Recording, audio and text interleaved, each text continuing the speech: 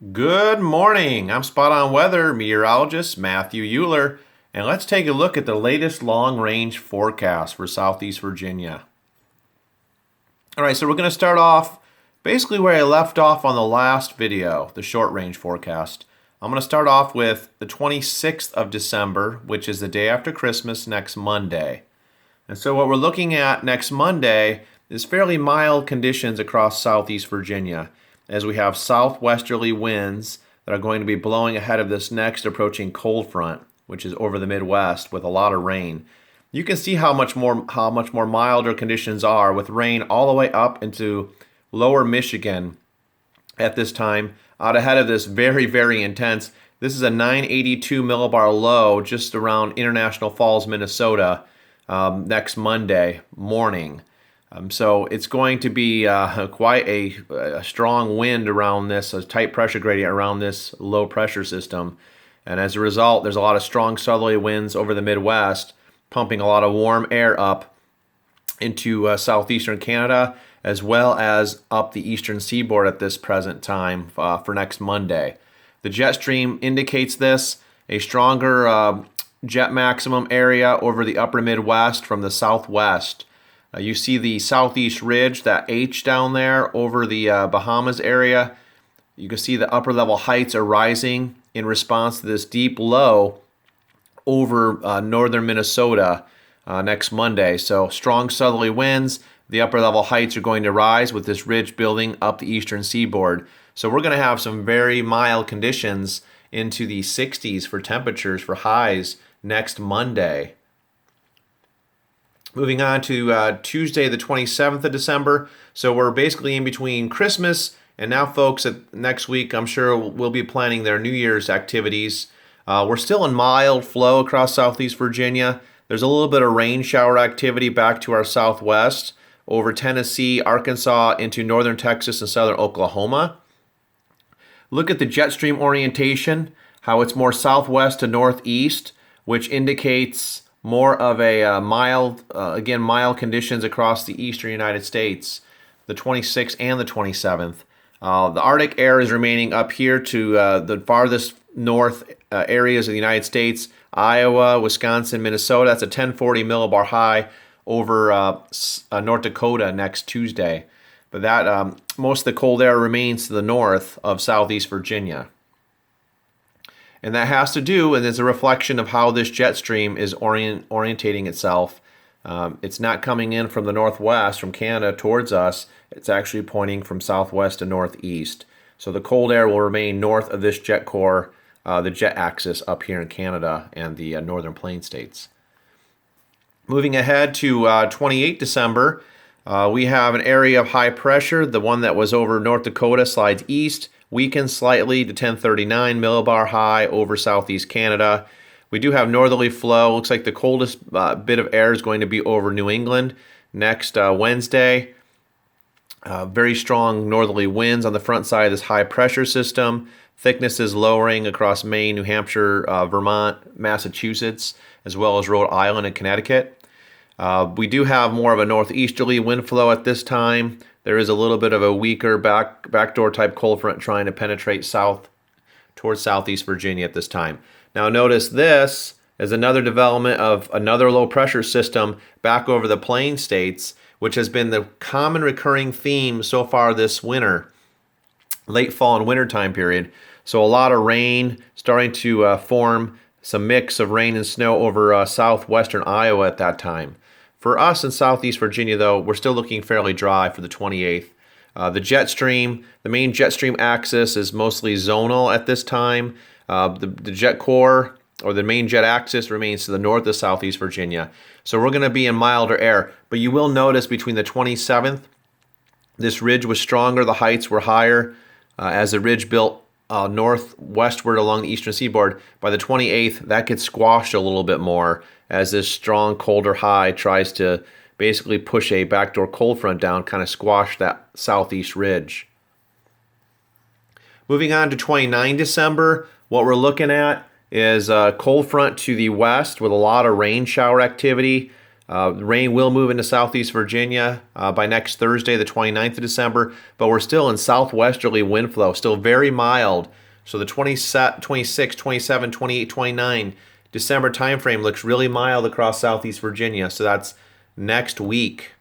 The jet stream then, the axis more southwest to northeast, but the jet core, the main jet axis still remains well to the northwest of Southeast Virginia at this time. Again, the orientation is not from northwest to southeast.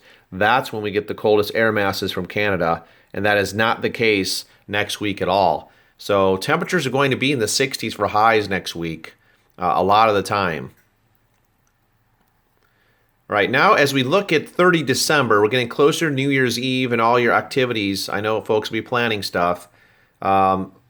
If you take a look at it, we have a stronger, colder Arctic front, which is knocking on Southeast Virginia's door on Friday, the 30th of December. There's rain in the area. Out ahead of that cold front, there's a few snow showers back over the Appalachians into West Virginia. But you have rain and a much stronger cold front. These thickness values are dropping fairly quickly. They're tighter again and more compact. 540 decameter thickness line is right over central Virginia. And then 522 along the Ohio River Valley, 522 decameter thickness. So look at the orientation of the jet axis now. Look at the difference between here, where it was more southwest to northeast. Southeast Virginia was south of this main jet core. And then look at what happens on the 30th of December. The jet stream starts orientating itself more northwest to southeast from Canada. So there's a bowl of colder air that basically pours into this base of this trough. All right, moving ahead to New Year's Eve. I know a lot of folks have plans for New Year's Eve outdoors. Going to celebrate bringing in 2017. We are going to be looking at very cold for New Year's Eve right now, the way things look. The Arctic front, that very strong cold front from the 30th, has pushed through. It's now all the way down over South Carolina at this time. Most of the moisture stays offshore, so we're not expecting any wintry precipitation. But our thickness values drop fairly significantly, down to around 522 decameters next Saturday, New Year's Eve. So you're going to need a heavier winter coat for New Year's Eve. This is the next shot of colder Arctic air that we're anticipating. And again, look at your jet stream axis. There's a little bit of a ridge building up into Alaska and Western Canada. There's an upper low that's beneath that ridge, but the main jet core axis is from northwest to southeast. So that's going to be allowing some colder air to spill into the eastern seaboard, the mid-Atlantic region, into southeastern Virginia. All right, now we're moving ahead to New Year's Day. Cold conditions will continue for southeast Virginia. There's a 1040 millibar high situated around International Falls, Minnesota. The clockwise flow around the high will continue to bring in colder northerly wind flow into southeast Virginia. Moisture is well offshore. Dry conditions all the way down the Gulf Coast on New Year's Day. Now we look ahead a little further, and this is going to be very subject to change. The farther you get out, the less accurate things become. But this is to show you just a general pattern or trend in the pattern out into the new year, the first few days of the new year. We're still sitting pretty cold as that Arctic air. There's a 1039 millibar high over the St. Lawrence River Valley. You have some colder air that is wedging itself down the east coast into southeast Virginia and North Carolina. It's trying its best to hang on. You can see a low pressure system forming over the Colorado Rockies. The winds are starting to turn more southerly into the Midwest, and eventually we expect the Arctic air will recede to the north. Winds will become more southwesterly again. Here's the next cold front with rain in the Midwest on the 3rd of January. So look, the coldest Arctic air remains well to the north of the U.S. border over Canada. That's where it's going to be. So the snow is all up over Canada. Mostly rain in the Midwestern U.S. all the way up to Michigan by the 3rd of January. Looking now to the 6th of January, we do have a shot of colder air. We have a cold front to the north.